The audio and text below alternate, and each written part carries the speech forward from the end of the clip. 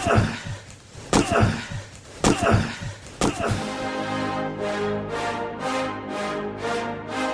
rolls out to the right, pitches off to Taylor, and Taylor's to the 20, down to the 15, down to 10, 5, 4, 3, 2, 1. Touchdown, Billy Taylor! Touchdown, Billy Taylor! Billy Taylor scored a touchdown from 21 yards out. The crowd goes berserk. It was November 22nd, 1969.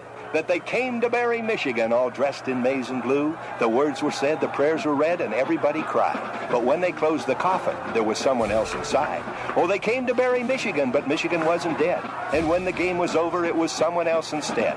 11 Michigan Wolverines put on the gloves of gray, and as the organ played the victors, they laid Woody Hayes away. Under center is Wangler at the 45. He goes back. He's looking for a receiver. He throws downfield to Carter.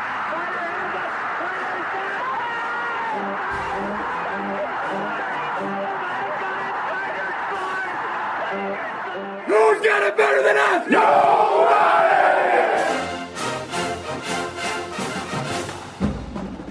Welcome to the Michigan Man Podcast on Wolverine Sports Radio, a member of the V Sporto Network, and in partnership with SB Nation's Maize and Brew, for Wolverine fans from coast to coast. Go Blue, and welcome to our Michigan Game Day show for USC. I'm your host, Mike Fitzpatrick. Lincoln Riley wasn't impressed with Sharon saying the Coliseum will be sold out because Michigan will be there. He said, I don't care what he says. He also shared some other thoughts on Michigan, which we'll get to in a minute. We'll also be joined by Anthony Broome from the Wolverine ON3 with his thoughts on Saturday night and more. First, let's start with my view from Section 17. In my lifetime, we've struggled mightily against SC when playing them out there. To be fair, the last 8 games against them have been played in the Rose Bowl. Those were great teams, and we didn't fare well. This time, we play them in the famed Coliseum, their home stadium. It's a night game, and there has been a lot of talk about how poorly Big Ten teams have performed after making those long trips since expansion. Sharon is getting the kids out there Thursday night in hopes of keeping them rested and better prepared to deal with how the time change impacts their bodies. It's worth a try, and we'll see if it works. This Southern Cal team is maybe the best offense we've played this year. Oklahoma was good, but John Mateer was the reason. He was a one-man wrecking crew. SC, on the other hand, has a high-level quarterback, NFL-caliber receivers, tight ends, and running backs. They are balanced, and they are fast. Their defense is another story. They have injuries in the back end, and up front they've been okay, but have given up a lot of points to Sparty and the Illini in the last few weeks. I think we're going to find success against the defense unless we turn the ball over or get into some penalty situations. There will certainly be opportunities in this game. It's a pivotal matchup in the big picture. Not a season ender if we lose, but if we win, it puts us in a very good position to make a run. It should be fun. At his Monday presser, Lincoln Riley talked about how good that Michigan defensive line is. They're good. They're different. You know, they had just the two, dominant inside players last year, and they've got very good inside players this year too. But those guys were obviously exceptional players. You know, their experience at the edges, got guys that have played, a while for them, have made a lot of plays. And then you just see their depth. I mean, they have a lot of really good depth. Guys, they're able to rotate guys, able to play multiple guys. If somebody's out, they can replace them pretty quickly. They can keep guys fresh. So you kind of see a lot of different contributors on the defensive front. Yeah, I mean, I think we're in a much different place on the O-line than we were, at this time last year with some of our depth and I think some of the improvements that we've made. So we got a really good group. I got a really good group. It should be a fun battle. He also spent a few minutes praising Bryce Underwood. He's a really good player. He's obviously, he's young, but he's getting in some unique situations here for a young guy that'll, I'm sure, be good for his development. He certainly, you see the physical talent, his ability to move, his arm strength. He's a big kid. He's doing a good job. Talented guy that we're going to have to corral, and a guy that we need to put pressure on. We need to make him execute. And that's the name of the game for any quarterback at any level, especially in these big games. So, he's a really good player that we have a lot of respect for, and we need to impact him as much as we can. My guest today says this is a tough game to pick. Before the season, he had this one penciled in as a loss. but now he thinks Michigan has a good chance of beating the Trojans. Joining us next is Anthony Broome from the Wolverine ON3. So stay with us.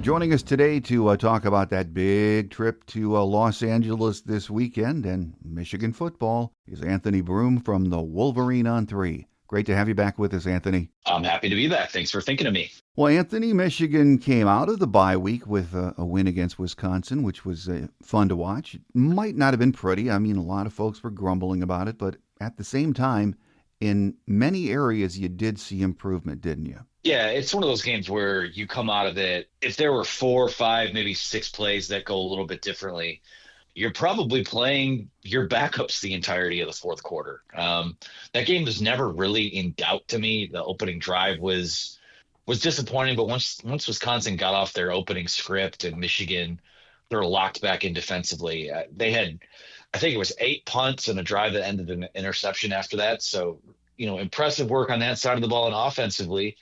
I thought they did some things where you might have something to hang your hat on moving forward. So it's not pretty watching in real time, but when you go back and take a look at it and then maybe zoom out and just see where this team is at, I think that they're trending still in the right direction. Yeah, that's what I thought when I focused on the offensive line play during the game. I thought, oh man, this is regression.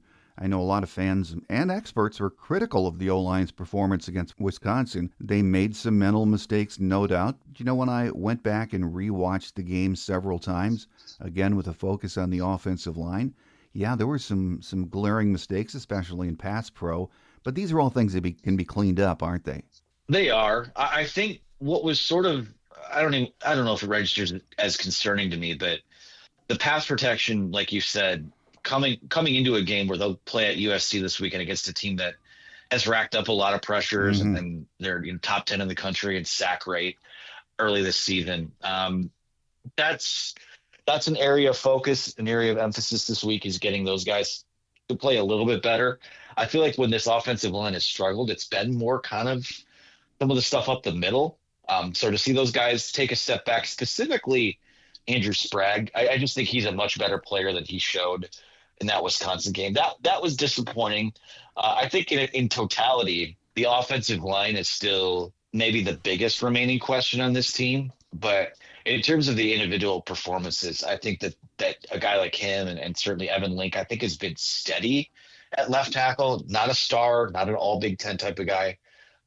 If they could just get some of these highlights to all kind of work in unison, I think they're going to be in pretty good shape. Yeah, and I think that's the thing fans have to keep in mind is we've had injuries up front, both guards so far. And then last week we had Afobe and Granara. They've stepped in, and I think they've been pretty good. I mean, even with a veteran offensive line, it takes time to gel. And when you're mixing and matching early in the season as we have, it is going to take time, isn't it? It often does, even with some of those, the Joe Moore Award winning lines of a couple of years ago. A couple of those groups really didn't hit their stride until about this time of the year. So that's, it's always a work in progress. Offensive line, so much of it is game reps and then going back in the lab during the week and tweaking things here and there. And, the more you're with that starting five, the better the communication is. And I thought we saw that happen specifically in the middle over the few weeks where you have Greg Crippen and Jake Guarnera playing next to each other on the interior.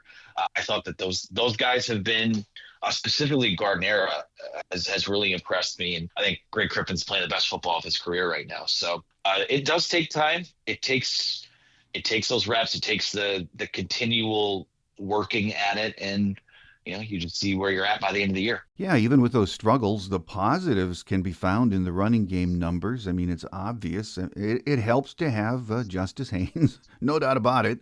But it's hard not to see the running game continuing to improve and being a huge factor as we get into that cold, wet weather coming up, isn't it? He's been incredibly impressive. That's Justice Haynes. He's a guy that has just kind of been a non-negotiable, where if the defense doesn't play it perfectly, he's going to rip off a big run. And it's different now in the transfer portal era, but he's the first tailback in Michigan history to have 100 or more yards in his first 5 games in the uniform. Now like I said, there's the portal caveat. He's joining as a junior. You have other guys coming in to the program out of high school and things like that. But he has been everything they could have asked for and more. And, on his current trajectory, he could finish this year with around 1,600 yards and maybe push for 20 touchdowns, which, you do that and you win games while you're doing it.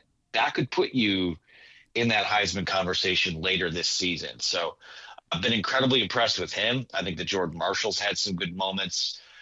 Bryce Underwood with his legs, didn't see it as much against Wisconsin, but that was a bit of a revelation in the Central Michigan and Nebraska games. So this run game, I think if you're looking for what this team's identity has been, it's still the explosives that they're able to generate in the run game. Yeah, and I'd like to think the passing game took maybe a baby step against Wisconsin in that Marsh and McCauley made some big-time catches. Samaj was Samaj. But it's vital to this team's success that piece of the game continues to get better each and every week, isn't it? Without question. You look at Bryce Underwood and he's, the box score numbers haven't jumped off the page, but when you watch him on the field, they've had 15 drops is the number they're up to now as a team. Yeah. And these are on balls that are being put exactly where they need to be. And have there been a little extra mustard on him because of the arm talent that he has?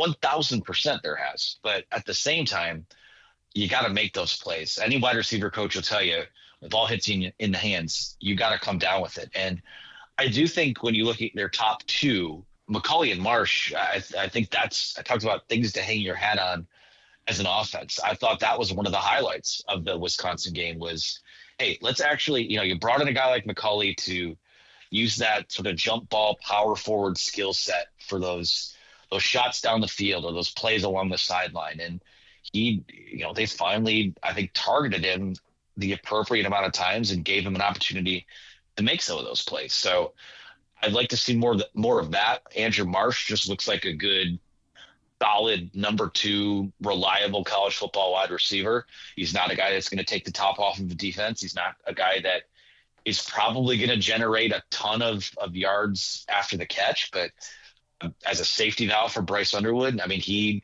looks like he can be that, which is a great place to start on the ground floor with, your classmates starting at the quarterback position. So a lot to like there. I think Samaj Morgan is still going to have a role despite him leading the team in drops, only because, you can get him the ball in the screen game. You can give it to him on a reverse. You can do some different things with him, but when it comes to those top 2 guys at wide receiver, I think that the way they targeted them in that game against Wisconsin probably needs to be the recipe moving forward. Yeah, I agree. I know we've had injuries at the tight end spot, and I'd like to see more targets for those guys, but it sounds like we'll finally have both Klein and Hansen ready to play together this week, hopefully maybe even on the field at the same time. And we need both of those guys more involved because you get them going, that opens up a lot more options for the offense, doesn't it? It's just another safety valve for a guy like Bryce Underwood. Michigan, their passing game is so, when they're right, I think their bread and butter is going to kind of be those intermediate shots, the play action shots. And that's where the tight ends have sort of feasted in this program over the last number of years. So when you have both of them together, even if you just have one of them back, like it seems like they're going to get Hogan Hansen back. That's just another weapon where you're talking about, you're coming out of last weekend where you feel like you might have 2 reliable wide receivers. We know that Marlon Klein is a solid safety blanket. I think that Hogan Hansen is an athletic playmaking tight end as well. And maybe you get the backs a little more involved in the pass game too, but all of a sudden, like, we haven't really seen them have their full menu of guys available to them yet. And that's exciting. That's an exciting development because I think that every week we've seen Underwood take a step forward with what he does have. So that would be huge for them this week, and especially in a game where you might have to go at times score for score with USC. Well, I wondered what Chip Lindsey would do with his offense before the season, and each week it seems like he's trying different things, trying to find what works best. And I like what he's doing, Anthony. I mean, I think we're watching him tinker and grow this offense into something that's going to come together, hopefully peak late in the season. That's my hope. But what are your thoughts on Chip's work so far? I think he's done a really nice job. The Oklahoma game, I think, was just kind of a disaster for everyone. It seems like they went into that game with a plan and then very late in the process decided to pivot for whatever reason. And, that's something that they all wore. I think something with Chip Lindsey is that, he is going to get every drop out of the personnel that he has, and they'll run whatever those guys can run and what the best version of this team looks like. And I think to a certain extent, they're still kind of figuring that out. Yeah. I think they're still trying to figure out what they can put on Bryce Underwood's plate. But, as a play caller, I think the sequencing has been much better this year. I think that the creativity in terms of the route trees has been improved from last year's team. And overall, like you just trust a guy who has a long track record of calling solid, balanced, creative offense. I think there are some talent limitations with maybe what they want to do, but in terms of how, utilizing what they have, specifically in the past game, I thought Saturday was the best it had looked yet. I think he's done a nice job adjusting and really taking whatever a defense gives you as well. Well, there's one thing I'm not worried about. It's the defense. A couple of weeks ago, Sharon, I remember, was asked a defensive question, and he said, something like, I don't know, I just let the wizard figure that out. I mean, Wink is doing another great job with his guys, isn't he, Anthony? Yeah, I think they're further ahead under him this year than they were last year. It helps to have that continuity and having everyone back for the most part. The difference between, I think, this year's defense and last year's, and maybe those Michigan defenses of the few years prior to that, is I think that this defense, I've yet to see them. I don't know yet if they yet have the ability to win you a football game. I think they've done a great job in setting the table for you to win games. I think they did just enough at Oklahoma to give the offense a chance to do something, and the offense, for whatever reason, didn't or couldn't oblige by that. But overall, I think that this year's group is a little bit deeper. I think that getting Rod Moore back and with as fast as he's playing, and how it just last week looked like the Rod Moore that we all know and loved, and it was only 18 snaps.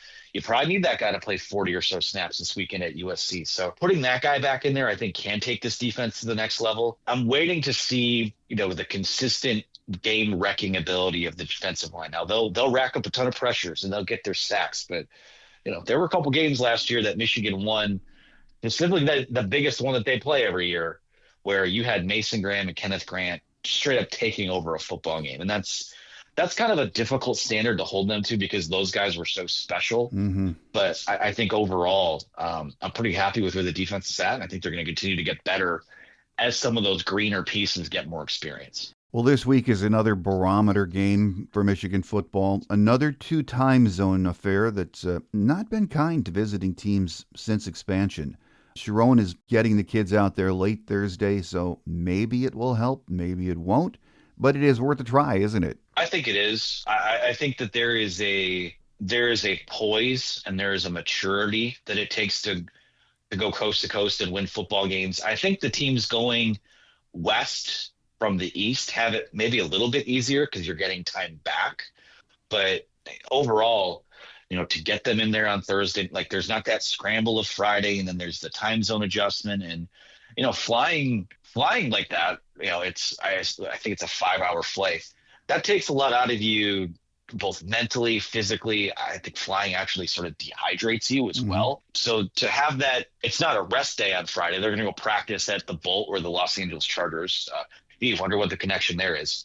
They're going to go practice there on Friday and get themselves reacclimated, and then they're going to play what is essentially a night game on the East Coast, which they're pretty used to doing. So I like switching it up and trying something different and getting yourself there, getting yourself acclimated. Because I think coming into the year, a lot of the reason that I had it chalked up to the loss coming into the year is that because it is so difficult to make that trip. And not necessarily that I thought that USC was a better team, is a better team. It's just tough to pull off. And I give them credit for trying to shake it up and do something different. And it can only help. I don't think it can hurt them going out there a little bit earlier. No, it's tough no matter how you do it. I mean, I was talking to USC's radio guy, Pete Arbogast, on Monday.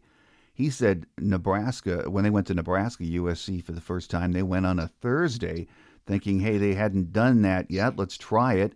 But he thought USC looked really sluggish and slower than they had all year in the first half, and their alarm clock didn't go off until it was too late. So, I mean, the time zone thing's legit, isn't it? It is. I mean, I'm not a football player, and I feel it when I travel. It's for those guys to, it changes your sleep plan a little bit. It changes your nutritional plan, certainly getting yourself rehydrated, reacclimated. That's a big part. That's why it is, even in the NFL, we see it when these teams go coast to coast and pull out a win, it's so impressive because it does. Anyone who's ever been on an airplane will tell you that you could fly from Detroit to Chicago and that process will take a lot out of you. So yeah, it's a big test. It's a big test for a team that I think is still, I won't call them immature, but I think they're still very much growing up and learning. Those teams a couple of years ago were so veteran and had been through so much that you didn't really get the sense that anything was going to phase them. This group, maybe it helps that you've traveled to Nebraska, you've traveled down to Oklahoma. Those aren't exactly short trips either. And maybe you just have that muscle memory now of what it takes, but we'll see what happens. And when I said Nebraska, I meant to say that USC traveled to Illinois a couple of weeks ago. That's what they were talking about. So at any rate, it's a night game to boot. So USC has the number one total offense in the country right now. They're big, they're fast, they're balanced. Jaden Mayava looks like a pretty darn good quarterback too, doesn't he? He does, and he can throw the ball down the field, and that's, I think, one of the bigger keys of this game for Michigan, where Mayava's very good, but they've got very good wide. Mekhi Lemon at wide receiver is a stud, maybe the best non-Jeremiah Smith wide receiver in the conference. Mm-hmm. Been very impressed by what we've seen out of him. But Jacoby Lane's a good player. They've got a really good tight end, so they've got the ingredients that, when you go back to how Michigan fared at Oklahoma, they have the ability to take those shots on Michigan's defense. And this is where I think Rod Moore is the huge key because of how he clicks those coverages into place and how he can, the pick he had last week, how he comes screaming, across the field from a center, basically playing center field. He screams across and makes a play on it. That's something that I don't know that any of Michigan's other safeties have a knack for doing just yet. And I think they're all very good sans Rod Moore. So he's a huge key. I think the recipe for them is what it's been in a lot of these games against Ohio State or in the national title game against Washington, where, let them dink and dunk their way down the field and then tighten up if you have to. Don't get beat by double moves. Don't get beat over the top. I still think Michigan's corners have still been susceptible to the double moves and things like that. So you're going to need that eraser, that cleanup guy on the back end, like a Rod Moore. And that's the reason you ramp him up the way that they have been, is so he can play more in a game like this. And I hope that he does. Yeah, I think you're exactly right as far as let them dink and dunk their way down the field, because I think this is where the game hinges. It's on Michigan's defense being able to slow down or bottle up, in best case scenario, that USC offense, because they're not a one-trick pony. They can run the ball. They're very balanced. And I think that's the key, how Michigan's defense stacks up against that offense. 1,000%. And one of the things too about these Lincoln Riley type of offenses is that every play that they run is designed to score a touchdown. And if they run a couple plays and it doesn't happen, or they have to sustain a drive and keep moving their ball down the field, there is a little bit of frustration that sets in there. Like it's not a body blows type of system. So if you could frustrate them that way, and then you lock up in the red zone and they're kicking field goals instead of scoring points, I think that's a major key to coming out of this game with a victory for Michigan. Now, offensively, the best thing you could do for the defense is having some of those body blow extended drives, because we know that Michigan will, if Michigan's able to do that, they'll feel pretty good about it. Michigan wants to score as many points as possible too, but I do think that Michigan, I think, can win this game if it has to go score to score with USC. I don't think USC can win the kind of, in the mud bar fight type of game that Michigan is going to try and get them in. So how those two philosophies sort of mesh on Saturday is going to be pretty fascinating to me. Yeah. And USC's radio guy told me the defense has had so many issues this year, he didn't even know where to start when talking about them. I mean, a lot of injuries in the back end, subpar play in the front seven. They've actually been rotating 10 guys up front, and he said, hasn't made much of a difference so far. So, I mean, you never know, but it looks like Michigan should be able to move the ball against these guys, Anthony. I don't think they can stop Michigan. USC's racked up a ton of pressures. We talked about the sacks a little bit. If Michigan's tackles show up and protect, and really, the offensive line in general shows up and protects, I think you can get just about anything you want offensively. Now, that comes with catching the football. That comes with, making the right reads. It comes with finding the right run lanes. Like, you got to do all that. But, a lot of these pressures and sacks that we saw them rack up early on this season were against Missouri State and Georgia Southern and Purdue. The last 2 weeks, Michigan State, Illinois, they only had 3 sacks total. So protection is the biggest key to this game. And you hate to – there are so many storylines, so many different types of matchups, but you really get the sense that if Michigan, one, protects the quarterback and on defense finds a way to disrupt the other guy, that's everything. That's everything for them. There's going to be protection and execution, the two key words on offense this Saturday night. So we'll see. Final thought before we let you get away, Anthony. This is such a big game if Michigan wants to stay in the Big Ten race and the playoff hunt. I mean, a loss would not be the end of the world. I mean, I've had this game penciled in as a loss since summer, but for all practical purposes, fairly or unfairly, Saturday night will tell us a lot more about where this Michigan team is right now, won't it? I think it will, and I'm with you. I had it chalked up as a loss. I had them actually going 4-2 in their first 6 games, which, if it actually happens, there's going to be some freakouts on message boards and social media and maybe even among the pundits, so to speak. But I still like the runway the back half of the schedule gives them. Washington, they're going to get Washington. Talk about body clocks. Washington's going to play a game next week in Ann Arbor. That's a noon start in Ann Arbor, and they're from the West Coast. So I think that's an advantage Michigan there. Michigan State, I mean, it's always a rivalry game, but I don't see why Michigan doesn't win that game and probably do it somewhat handily. And then from there, you've got Purdue and Northwestern and Maryland before that Ohio State game. I like the runway they have, whether they win this game or not. Now, certainly you go out and win the game, you are completely in control of your own destiny the rest of the way. And not that you're looking to absorb another loss, but I think a 10-2 Michigan team can and probably does get into the college football playoff. Now, the implication would be that if you are a 10-2 team but win this game against USC, maybe we don't speak to what that loss might look like, because there's not really a scheduled loss on the rest of the schedule other than that showdown game that they'll have at the end of the year. But you just like how it sets them up. And there's a couple people already that kind of have them on the next 4 teams into the college football playoff. You find a way to go out to USC and win, I think that's going to turn a lot of heads. With us today has been Anthony Broome from the Wolverine ON3. Anthony, always a pleasure having you on the program with us. So thank you for taking time during game week, and we look forward to another visit before the season's over. Sounds wonderful. Thank you for having me.